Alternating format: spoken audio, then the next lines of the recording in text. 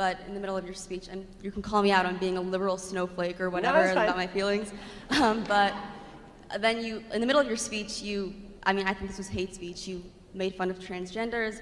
Well, I made fun of one person who grabbed me by the back of the neck and threatened me with violence, to be fair. I mean, yes, but also Caitlyn Jenner, and you seem to be making, I don't want, you were clearly making jokes at the expense of transgender people. So my question is, where do you draw the line between being a mensch and clearly offending people? Like, where do you draw the line? Okay, so for me,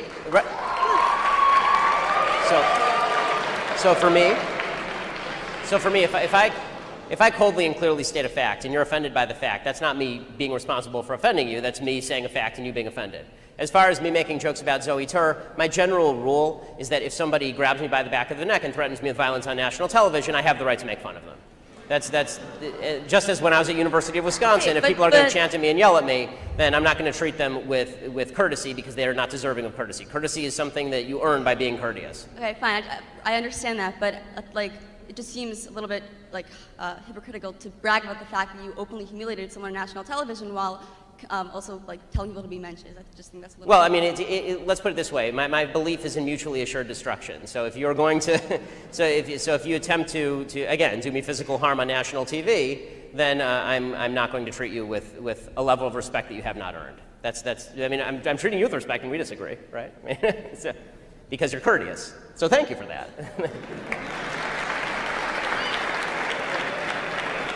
I'll tell you a story. I don't know how many of you have seen this on CNN Headline News. I had exactly this debate on Dr. Drew's show a few months ago. It was about 3 months ago. And it was I think, the number1 story on Facebook and Twitter for about 3 days.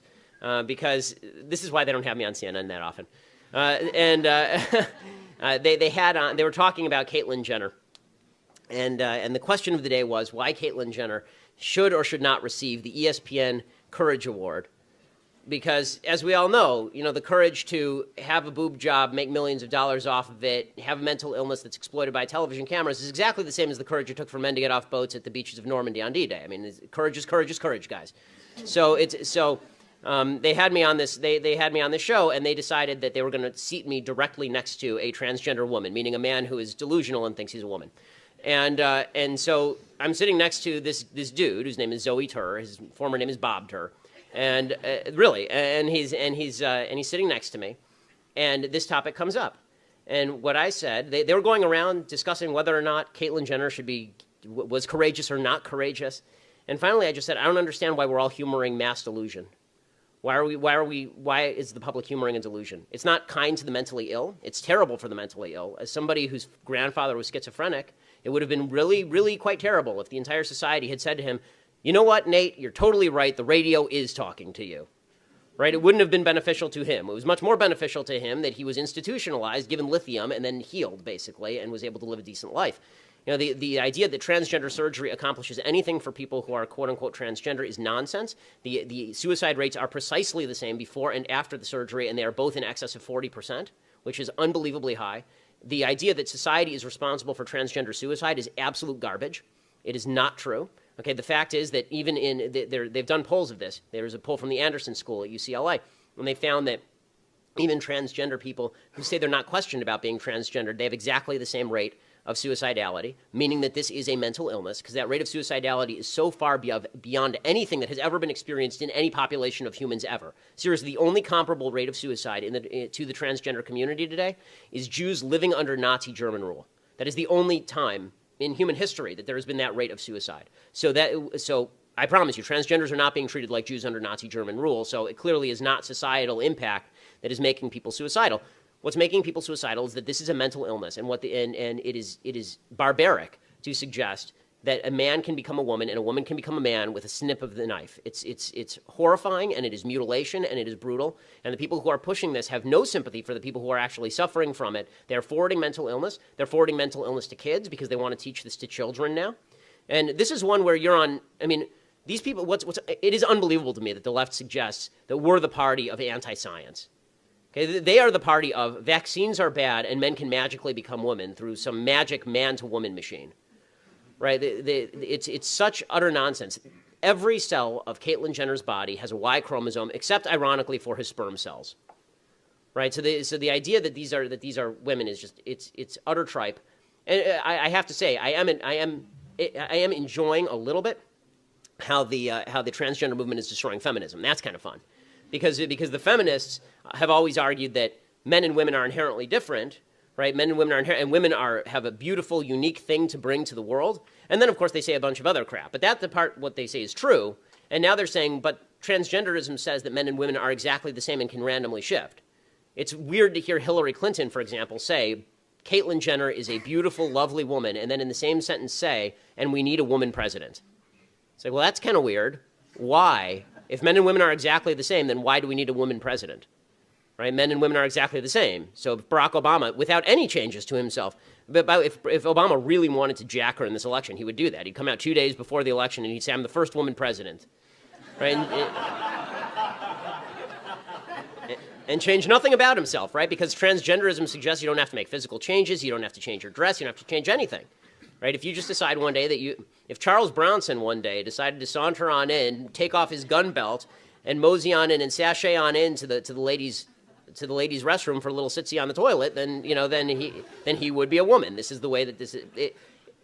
What I love about this particular debate is I think enough Americans are not insane that they will buy the argument that a man is a man and a woman is a woman, considering they have known this since they were small children. My daughter's 21 months old. Caitlyn Jenner honored with the Arthur Ashe Courage Award at the ESPYs. Did she deserve it? Was it the right choice? Here she was last night on ABC. Take a look. All across the world, at this very moment, there are young people coming to terms with being transgender. They're learning that they're different, and they're trying to figure out how to handle that, on top of every other problem that a teenager has. They're getting bullied. They're getting beaten up. They're getting murdered. And they're committing suicide. But this transition has been harder on me than anything I could imagine. And that's the case for so many others besides me.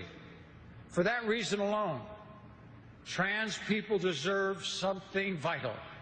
They deserve your respect. I'd like to thank, personally, my buddy Diane. You know, you can only tell your story the first time once, and Diane, you did it so authentically and so gracefully. Joining me now in the audience, Shagun Oduolowu, entertainment journalist, Zoe Tur, pilot and reporter who herself is transgender, and Ben Shapiro, senior editor, Breitbart News, author of Bullies. Ben, did she deserve this award? For what? For courageously coming forward, for having been an athlete of great prowess, and now fighting a new battle. What exactly is the battle? I mean, self-definition is what you do, and my baby's doing it 18 months old. I wasn't aware that you get a medal for it. Shagun? I think she's a fraud. I thought the message and the messenger were wrong. I was in the audience at the ESPYs, and if you want to talk about courage, she said it herself in her speech that she retreated to her mansion in the Hill and was...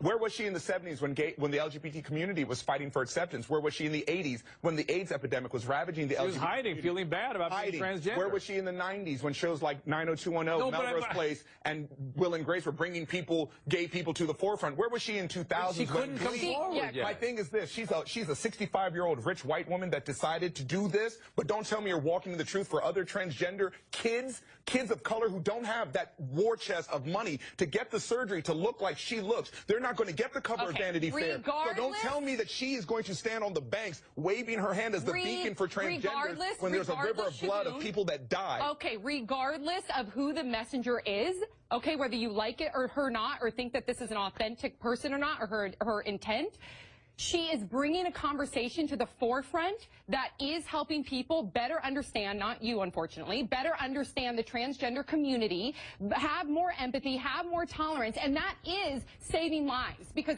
as she stated, there are so many transgender youths and adults that are victims of violence, that are beat up, that are bullied because of the discrimination. So thank God that now she is mainstreaming it so people can better understand it and have tolerance. Sam, that's dead wrong. No, it's not dead wrong. She lives in the most accepting city in the state. And go do that in Alabama. Be a hero. Be a hero. Listen to Zoe. Listen to Zoe. Zoe, go ahead. Good try. You have to bifurcate it. Did she deserve the honor? Probably not. Is she brave? Of course she's brave. All those years invested as this sports legend. To come out transgender is horribly difficult. It is the most difficult thing you can do. I've been overseas. I've flown helicopter missions, surveillance missions. I've been shot, stabbed. Being brave is being yourself. And being transgender is about the bravest thing you can do. Did she deserve the award? Yes. Why are we mainstreaming delusion? It's not delusion. Why would you call it delusion? Because Bruce Caitlyn Jenner, I'll call him Caitlyn Jenner. No, because it's that's her. You're not being polite to the pronouns. Because disrespectful. Okay, forget about the disrespect. Facts don't care about your feelings. It turns out that every chromosome, every cell in Caitlyn Jenner's body is male, with the exception of some of his sperm cells. It turns out that his brain structure is male. It turns out that he still has all of his male appendages. How he feels on the inside is irrelevant to the question of his biological sex. I don't agree with that. I'm not on that train. I'm not on that train. She wants to be called she. I'm going to call her she. I just have a problem with the message and the messenger. So well, I'm going to do two things. I want to reiterate what Zoe said, which is the bifurcation of the courage to come forward after a lifetime as a male and a certain kind of a male, versus did she deserve this award? Listen, awards, what are award ceremonies except an opportunity to catch some eyes? Especially the ESPN. So, yeah. It's like ESPN, well done, ABC. Yeah. They did exactly what their job was, to attract eyes. They did it. That's what award ceremonies are for. But in terms of the science behind gender dysphoria, you're very familiar with that, Zoe. Very familiar. It's not about the chromosome. Excuse me, the chromosomes within our nuclei. Yeah, go ahead. Chromosomes don't necessarily mean you're male or female. Gender. With gender identity. Go ahead. No, so especially, but even so, you have a thing like Klinefelter's syndrome. So you don't know what you're talking about. You're not educated on genetics. Would you like to discuss the genetics? No. What are your genetics? So I'd stay away from the genetics and back to the brain scans. You cut that out now, or you'll go home in an ambulance. Yeah, that seems mildly inappropriate for a political discussion. No, I know. Well, but wait. To be fair, but to be fair, you're actually being rude. And that's not fair. I'm sorry, it's not rude to say that someone who is biologically a male is a male. Someone who is biologically male is a male. But Mr. Shapiro, you knew very well that saying that to Zoe would be egregiously insulting. It's not a matter of insulting or inflammatory. It is. It's a fact. No, well, you're a male. Dr. Drew is a male. Sir, you're right. On paper, what is a fact is a fact, and I can't deny that. But you knew that going in, that saying that to Zoe would be aggressively insulting. It's not a matter of aggressively insulting. It is. The entire discussion is whether we are embracing mental illness and delusion as a society. That's the entire discussion. No. But you're avoiding the fact. You're avoiding the fact. If you want to talk facts, you're avoiding the fact. You're not a dumb man. You knew that saying that to Zoe would be incredibly hurtful. Stop it. Roll on the last word here, because you haven't had a chance. And then, there's some very startling statistics that are out that say that 80% of us know somebody who's gay or bisexual or even transvestite or lesbian, but only 1% of us know somebody who is in transition. So this is a new discussion for us. A lot of it is very scary for a lot of people. But that's, I think, whether we agree with the whole Caitlyn transition or not, the reality is that we are in a state as humanity right now where we need to exercise a little bit more tolerance. We need to understand the things that we don't understand a bit more. Instead of making inflammatory comments, maybe we have a little bit more tolerance. That's what I think the strength We'll keep this going. We'll keep it going, but later we're going to no aggression, no violence. We're going to Caitlyn Jenner. She was honored with the Arthur Ashe Courage Award last night at the ESPYs. There's speculation that the award was payback for having given Diane Sawyer her first interview with Jenner on ABC and ESPN, are part of the same corporation, of course, the Disney family. And ABC tells Los Angeles Times, quote, there is absolutely no connection between the interview and the award. There's simply no truth to that claim. Back with Sam, Rolanda, and Mike, and in the audience, Shagun, Zoe, and Ben. All right, so, Zoe, you're in that piece, you're saying it wasn't a transgender going at their own pace. It was a product rollout. What are the liabilities to the human being, Caitlyn Jenner, as a result of being a part of this product rollout? Well, you can't sustain that type of energy. You cannot sustain that type of fame. Things shift. You have to reinvent yourself. But I think at some point this comes crashing down, because along with all this, adulation and hype, eventually you find out that you're really in an existential crisis, because what's my life really going to be like? Will it be You have to deal with people like this, the hatred, the people that, you know, that come out against you and say, We're calling you delusional. It wasn't because hate. yeah, that's hatred. Okay. This is just somebody that's I don't hate you. I have sympathy for you. I feel terrible for you. No, you do hate. You're consumed with hatred. That is who you Really? are. You're a little Do you know man. me? You're a little man. Actually, I do. Let's stick to the topic. Let's not these first. But I mean, that's okay. He can be whatever he wants. But the point is, right. That's what this is all about, isn't it? It is. It is. But there's ramifications for hate speech. But the point What are is those that. ramifications? Let me finish. Go ahead, finish, sorry. Little boy. Zoe. Okay. Zoe. So, I'm sorry. It's all, everybody. Come on. Buttons are being pushed. Go ahead. The whole point is that Jenner will come crashing down. Okay. Because well, like in other reality shows, Mike, I saw a Facebook post where there was 30 reality shows that contestants or participants who had died within a year or two of their shows, and I was scrolling through that on Facebook. Something like 85% of them was suicide. Right. It's incredible. It's like kind of becoming the quarterback before you've ever even played football. Yeah. There's a definite kind of build up to getting that type of attention. Well, and now this too, in the face of all these tremendous changes in who this person is and their life and their lifestyle and their family issues, all that is sort of now around this arousal of the. Caitlin's built for it. I really do. This is let's not forget, this is a world-class athlete who's dealt with pressure her entire life, who knows how to speak to herself and pump herself up, who knows the difference between perseverance more than any other person that's a non-athlete. I think that this is her mission in life. And if I could ask you, because I'm still harping on some of the things that you mentioned earlier. Back to Ben. To Ben, you come from, like, in your mind, a moralist, right? No, I come from a basic biological reality. But okay, it's not a moral thing. If somebody wants to mutilate their body, that's their choice. It's not mutilation, but can we just talk about cutting off your testicles is mutilation? Can we talk about that's not actually what they do, though, right? Okay, hold up.